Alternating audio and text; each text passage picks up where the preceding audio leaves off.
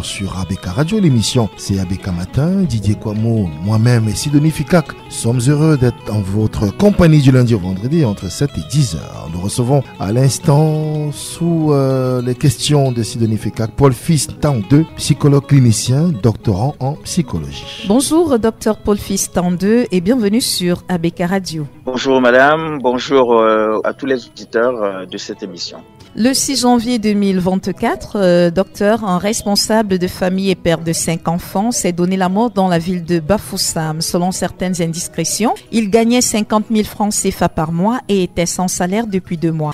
Docteur, la situation qui a entraîné le suicide de ce père de famille est pratiquement similaire à celle vécue par de nombreux chefs de famille dans un contexte marqué par l'augmentation des prix du carburant et la cherté de la vie. Est-ce que ce suicide relève-t-il d'une irresponsabilité ou plutôt d'un état de santé mentale fragile dont les symptômes n'ont pas pu être détectés au point d'aboutir à l'irréparable? Vous savez, le suicide, c'est le fait de se donner la mort volontairement. Oui. Et tout être humain, naturellement, ne souhaite pas cesser de vivre. Tout à fait. Donc, on peut penser que lorsqu'on arrive à se donner la mort, soit on est dans une situation où notre psychisme est en état de vulnérabilité, c'est-à-dire on n'arrive plus à faire face à un certain nombre de situations difficiles à gérer.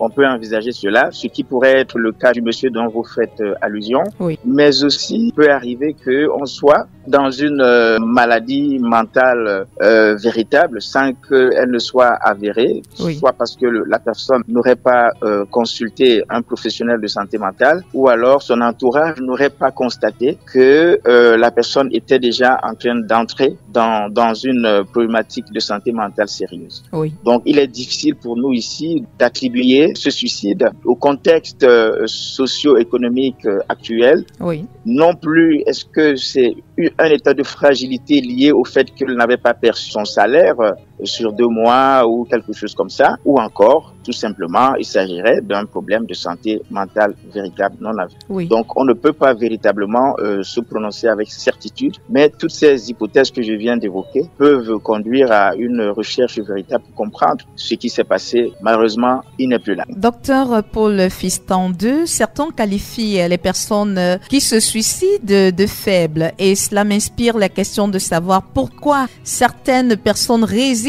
malgré la récurrence des difficultés auxquelles elles peuvent être confrontées, et d'autres craquent et abandonnent dès le premier obstacle. Alors, on peut penser à 2 chemins. Oui. Nous avons des personnes qui ont suffisamment de ressources sur le plan psychologique et au niveau de leur entourage social, et qui peuvent faire face à un certain nombre de challenges et arrivent à traverser des situations qui peuvent mettre quelqu'un d'autre en difficulté. Oui. Donc, mais lorsque sur le plan personnel, on a des défaillances, soit parce que on a perdu quelque chose qui était très important, ça peut être un travail, ça peut être une position de prestige, oui. Quelque part, qu'on perd, eh bien, si on n'est pas suffisamment entouré, ou bien si on n'a pas des mécanismes de coping, c'est-à-dire des mécanismes d'adaptation, de faire face, si on n'a pas tout cela, il est fort possible qu'on déprime, et la déprime ou la dépression, quand ça devient sérieux, peut facilement conduire au suicide. Oui.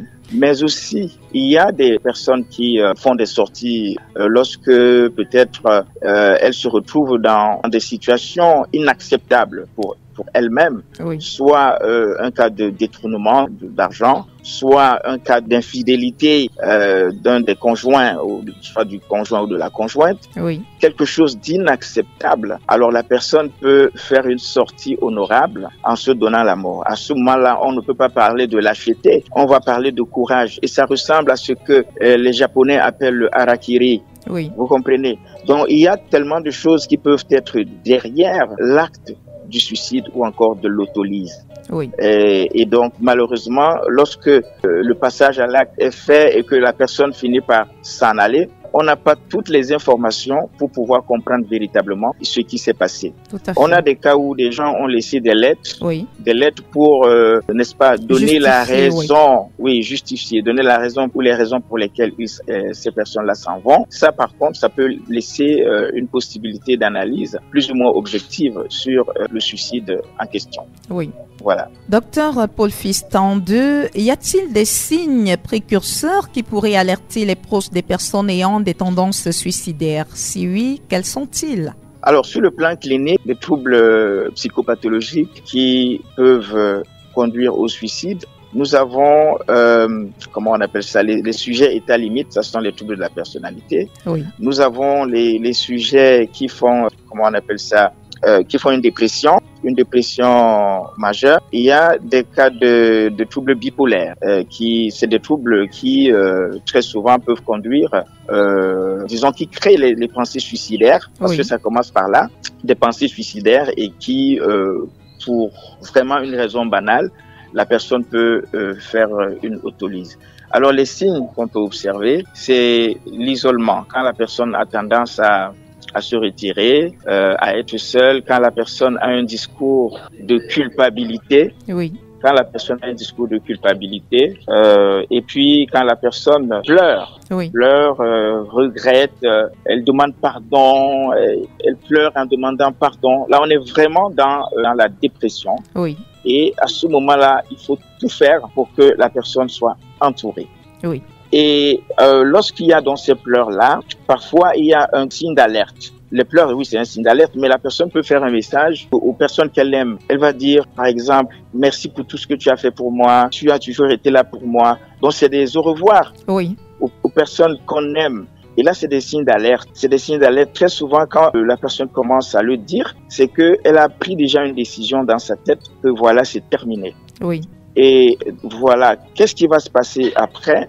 C'est que si on peut rentrer en communication avec cette personne, première chose, qu'on sache où elle se trouve. Oui. Tu es où? Tu es avec qui? Oui. Je suis seul. Ah, si la personne te dit je suis seul, mais tu fais quoi? Non, rien. Alors, c'est bon de lui dire, écoute, attends-moi sur place, j'arrive. Oui. Ou alors, vous ne lui dites rien. Si vous avez pu avoir l'information où la personne est, on s'y rend immédiatement.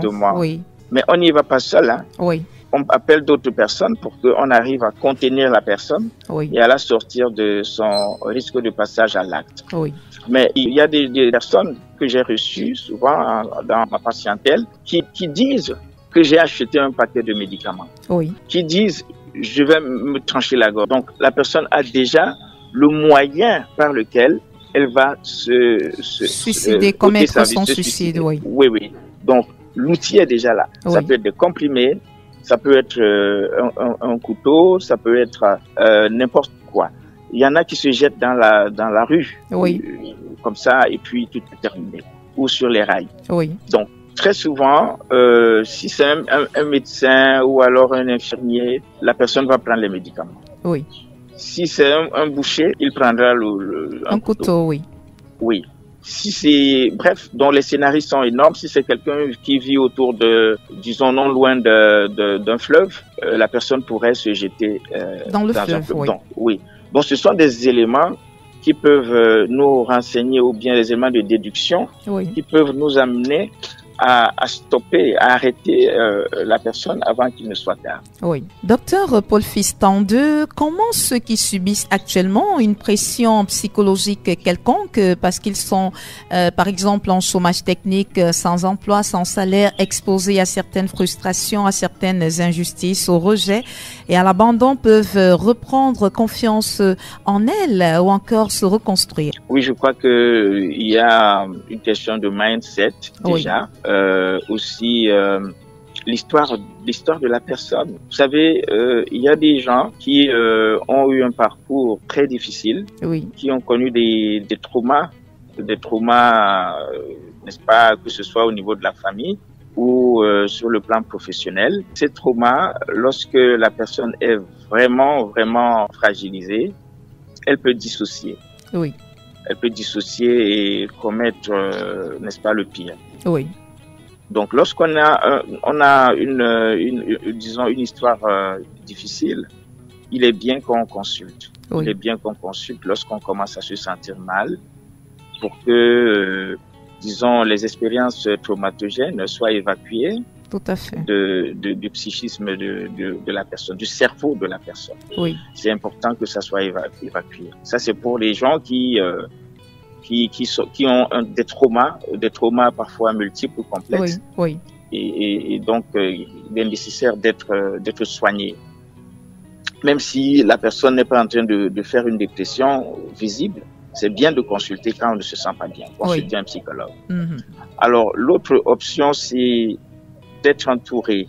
Je le dis toujours et je veux toujours le dire, si on a une famille contenante et soutenante, quel que soit ce qu'on va traverser comme difficulté, si on a des gens auprès de qui on peut parler, on peut avoir un petit soutien, qu'il soit moral ou psychologique, financier, sans qu'on ne juge la personne, sans qu'on la traite de fainéante, mais qu'on l'accompagne, qu'on l'aide à trouver des solutions.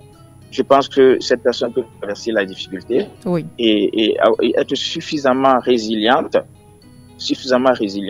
pour rebondir et trouver de nouvelles solutions aux problèmes au pluriel, aux problèmes auxquels fait face. Donc c'est extrêmement important de se faire accompagner, de se faire soutenir. Donc voilà ce qu'on peut dire. Donc première chose, il faut consulter un professionnel de santé mentale. Deuxième chose, il faut être entouré par une famille, des amis, l'église, la mosquée, bref, tout ce... Oh là là. Oui, docteur. Vous m'entendez? Oui, on vous écoute, docteur. Ok. Donc, je disais en résumé que lorsqu'on se sent mal, première chose, il faut se faire consulter un professionnel de la santé mentale. Deuxième chose, lorsque c'est difficile, il faudrait que la famille, les amis, les hommes du clergé, que ce soit les pasteurs, les prêtres ou les imams, doivent apporter leur soutien à la personne. Et même les associations.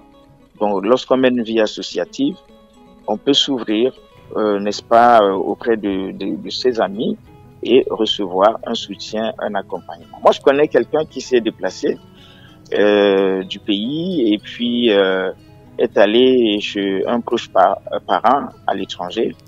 Ça ne s'est pas bien passé là-bas et puis la personne a été mise dehors. Vous savez, vous êtes dans un pays, vous ne connaissez personne. La personne que vous connaissiez vous a mis dehors et puis vous avez un certain âge, vous allez faire comment?